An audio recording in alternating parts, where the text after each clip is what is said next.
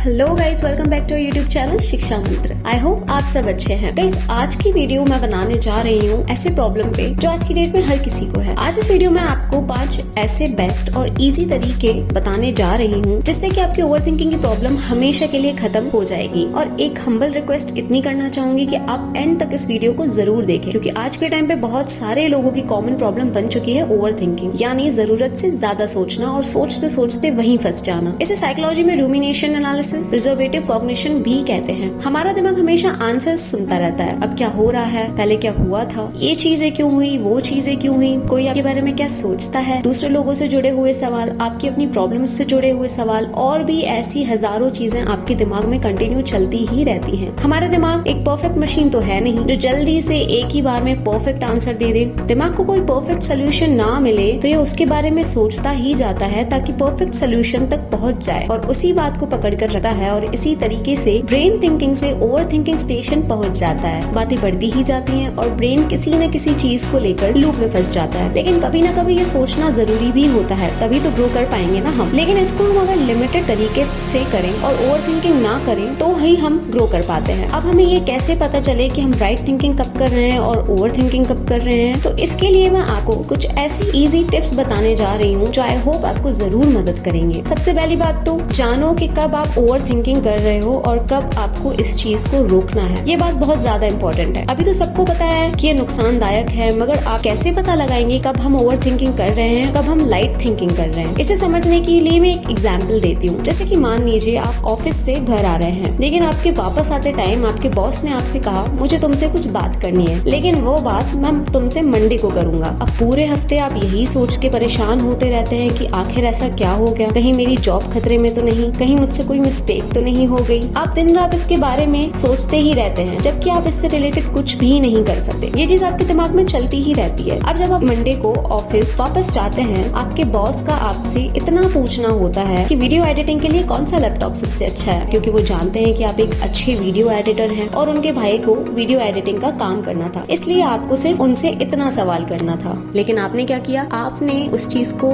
इतना सोचा कि आप ओवर थिंकिंग के लेवल पे चले गए और आपने अपने माइंड में नेगेटिविटी ला दी। गाइस, ये तो सिर्फ एक एग्जाम्पल था। तो आखिर हम कैसे पता लगाएंगे कि हम ओवर थिंकिंग कर रहे हैं? इसके 3 साइंस हैं। सबसे पहला मोड आता है रिपीटिशन, जिसमें कि आप एक ही बात को बार बार सोचते रहते हैं और आप एक ही लूप में फंसते जाते हैं। जैसे कि आपके पार्टनर या दोस्त ने आपसे कुछ ऐसा कह दिया जिससे आप हर्ट हो गए, तब उस चीज को बार बार आप सोचते रहेंगे, उसने मुझसे ऐसा क्यों कह दिया, वो हर बार मेरे बारे में ऐसा ही बोलता है, उसे ऐसा नहीं बोलना चाहिए था, या फिर मैं बदले में उसे ऐसा कुछ बोलूंगा, या फिर मुझे उसी टाइम कुछ बोल देना चाहिए था, ऐसा होता वैसा होता। ये रिपीटेड पैटर्न कभी भी खत्म नहीं होता। दूसरा लेवल आता है प्रोग्रेसलेसनेस, यानी कि जानते हुए भी उस चीज के बारे में कुछ ना कर पाना। कई सबसे बड़ी बात तो यह है कि आप इतना सब कुछ होने के बाद भी कोई सॉल्यूशन तक पहुंच ही नहीं पाते हैं और आपका माइंड इधर उधर घूम रहा होता है, सारी चीजों को सोचता है बट किसी सॉलिड सॉल्यूशन पर पहुंचता ही नहीं है। तीसरा लेवल आता है अनप्लेजेंटनेस, यानी अच्छा ना लगना। इस प्रोसेस के एंड में आप अपने बारे में ही बुरा फील कर रहे होते हैं, आपको अच्छा फील नहीं हो रहा होता है। हम एंड में बिल्कुल भी अच्छा फील नहीं करते हैं, इसलिए हमें इस प्रॉब्लम का सॉल्यूशन नहीं मिलता है। इससे हमारी सेल्फ एस्टीम कम होती है, कॉन्फिडेंस गिरता है और हमारी ओवरऑल लाइफ में नेगेटिविटी आती है और इसका पैटर्न रिपीट होता ही जाता है। तो गाइस, ये तो थे 3 ऐसे लेवल्स जिससे आपको ये पता लगता है कि आप हद से ज्यादा ओवर थिंकिंग कर रहे हैं या आप ओवर थिंकिंग लेवल में घुस चुके हैं। अब हम आपको बताते हैं इसको रोकने के कुछ ऐसे टिप्स, वो भी आपको जरूर काम आएंगे। अगर आप ओवर थिंकिंग से छुटकारा पाना चाहते हैं, आपको एक ऐसा एटीट्यूड डेवलप करना ही पड़ेगा जिससे कि किसी भी चीज के होने से, किसी के कुछ कहने से आपको कोई फर्क ही ना पड़े। इसके बाद जो चीज आपके लिए सच में इम्पोर्टेंट है और जो चीज आप कंट्रोल कर सकते हैं, आपको सिर्फ उन्हीं के बारे में सोचना है। इन सब चीजों से आपको बिल्कुल भी फर्क नहीं पड़ना चाहिए कि लोग आपके बारे में क्या सोच रहे हैं, आपकी हाइट छोटी है या फिर दुनिया ऐसी है या फिर वह वैसा है, उसने मुझे ऐसा कहा, बहुत सारी चीजें। जब भी आप अपने दिमाग को ऐसी चीजों पर सोचता हुआ पाओ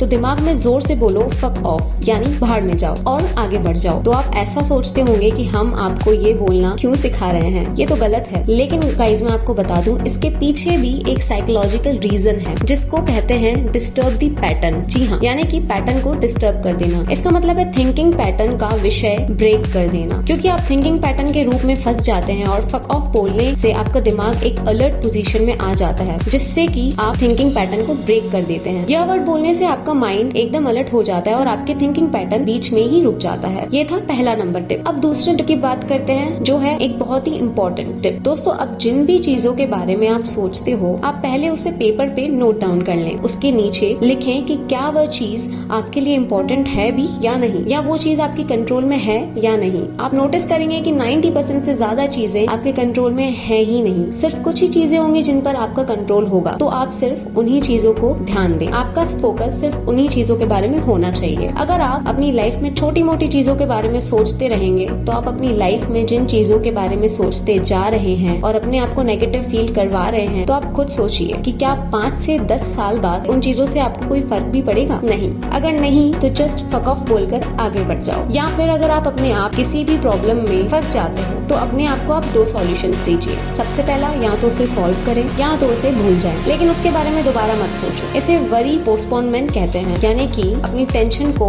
अपनी वरीज को पोस्टपोन कर देना। दोस्तों, सोचना भी हमारे लिए बहुत जरूरी होता है, लेकिन सोचना सिर्फ एक लिमिट तक ही अच्छा होता है। ये मैंने आपको कुछ 2-3 ऐसे टिप्स बताए। आई होप कि आपकी ओवर थिंकिंग की प्रॉब्लम कई हद तक सॉल्व हो जाएगी। हम आशा करते हैं कि ये वीडियो आपके लिए काफी काम की रहेगी और आपको आगे भी काम आएगी। तो चलिए, let's end our video here. मिलते हैं नेक्स्ट वीक। अगर आपने अभी तक हमारा चैनल लाइक या सब्सक्राइब नहीं किया है, do subscribe and like our channel and share also.